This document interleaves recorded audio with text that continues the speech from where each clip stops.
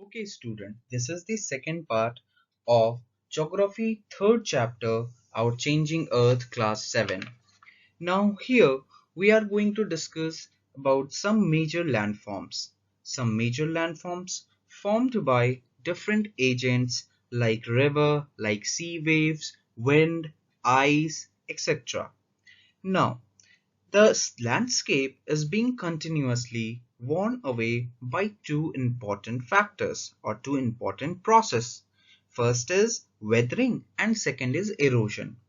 You can see here weathering is the breaking of rocks on the earth's surface which causes formation of soil, and the second is wearing away of landforms by different agents like wind, water and ice.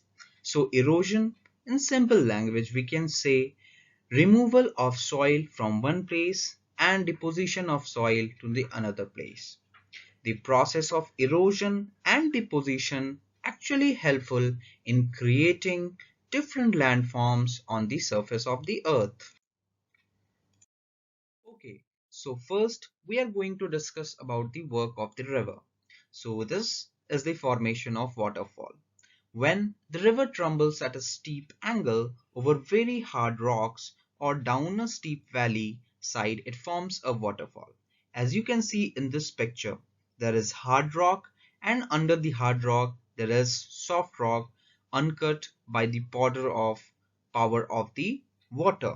So due to the power of the water, this lower part or the soft rock get eroded very fastly, and this results in the formation of waterfall. Okay, now we are having three different works of the river. First is the formation of meander.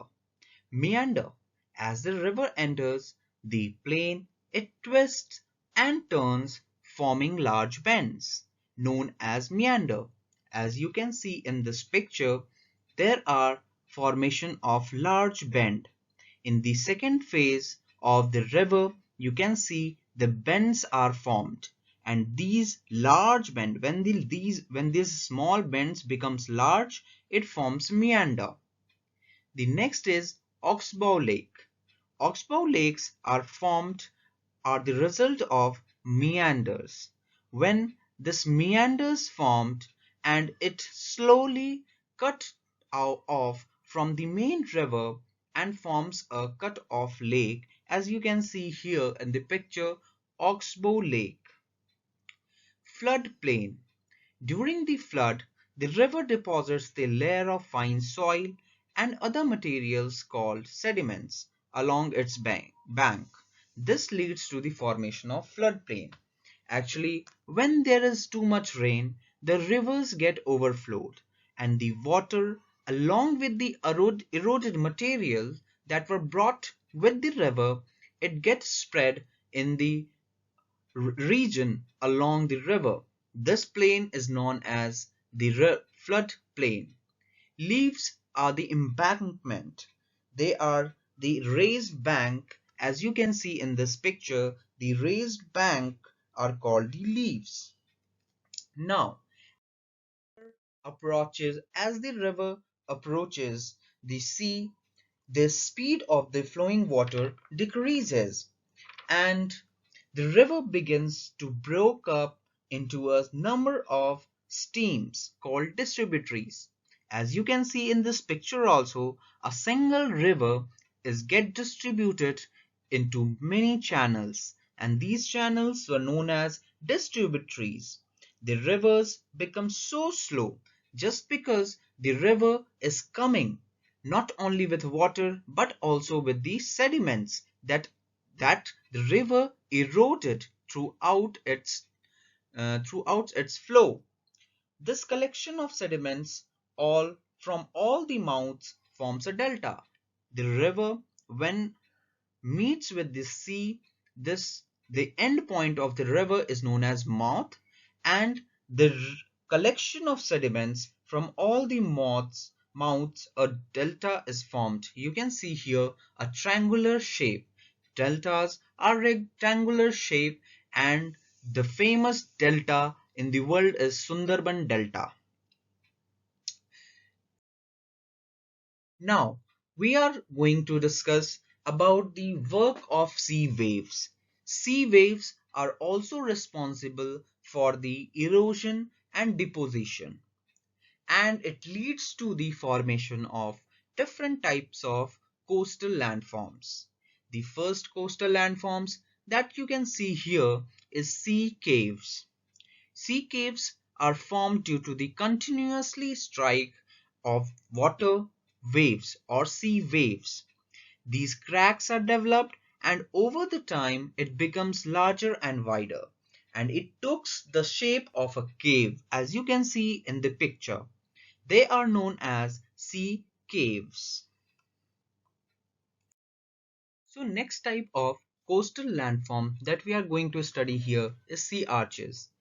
Due to the continuous strike of the water or the sea waves, the cavities become bigger, means the caves cavities become bigger, and only the roofs of the caves remain, as you can see in this picture, and thus forming sea arches. Basically, this form of land is known as sea arches. This is known as arch, a arch shape. You may have seen this shape due in the entrance of any gate, any big gate also. Like you have seen India Gate, it is having a shape of arch. Okay, so this is your sea arches. Okay, just imagine when the roofs are also get eroded by the sea waves, then what is left? Only a pillar-like structure is left. So this pillar-like structure is known as stake. Next is sea clift. Sea clift is actually a type of coast. Okay, coast is a point where sea meets the land. The steepy rocky coast, as you can see in this picture, rising almost vertically above sea water is known as clift. Here you can see it's a steepy land, rocky land or rocky coast. This is known as the sea cliff. Okay. Till now, we were discussing about the erosion activities of sea waves. There are some depositional activities also. This beautiful beach that you can see here is a result of deposition. The sea waves deposit sediments along the shore or the coast, forming sea beaches. These sea beaches are very famous as a tourist place. People used to go there for enjoyment. Now, the next that we are going to discuss here is the work of ice. Basically, in this work of ice, we are going to discuss about the work of glaciers. What are glaciers? Glaciers are the river of ice that are continuously moving down the slope. Now, glacier are river of ice which do erode the landscape. Can you imagine that the weight of glacier is too heavy? And that means the erosional activity is also high. So the glaciers are the river of ice which do erode the landscape by bulldozing soil and stone to expose the solid rock below.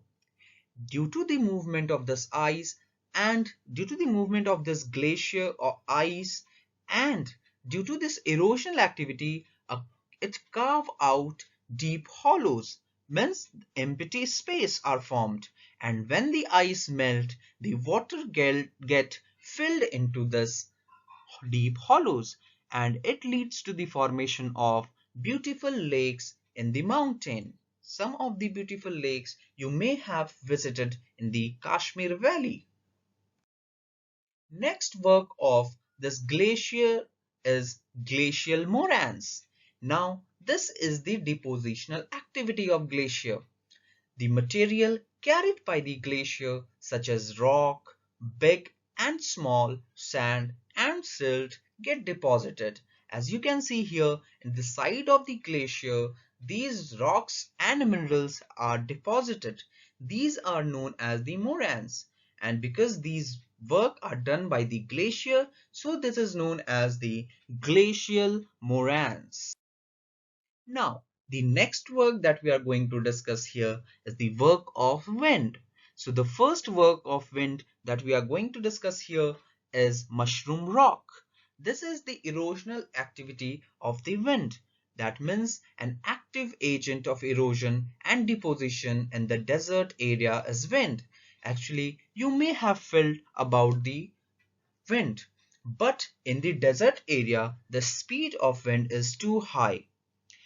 Wind erode the lower section of the rock more than the upper part. Such rocks have narrower base, as you can see in the picture, narrower base and a wider top.